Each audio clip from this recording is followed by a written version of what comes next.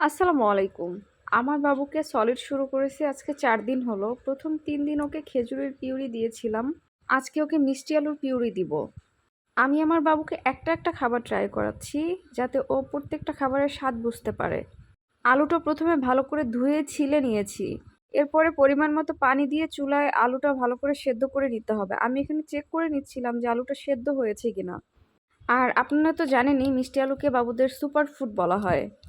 এরপরে আমি একটা চামচের সাহায্যে মিষ্টি আলুটাকে ম্যাশ করে নিচ্ছি। আপনারা চাইলে এই কাজটা আপনারা হাত দিয়েও করতে পারেন অথবা ব্লেন্ডারে করে ব্লেন্ড করেও নিতে পারেন। আমার কাছে যেটা ভালো মনে হয়েছে আমি সেটাই করেছি।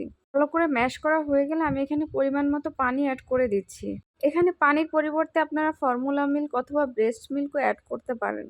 আমার বাবুকে আমি এখনো ফর্মুলা মিল্ক দেইনি, এজন্য আমি পানি দিলাম। ঘনত্বটা আপনারা আপনাদের বাবুদের টেস্ট অনুযায়ী করে নিবেন। আমার বাবু এতটা ঘনও খায়নি। এরপরে আমার বাবুকে আমি আরো পানি মিক্স করে দিয়েছিলাম।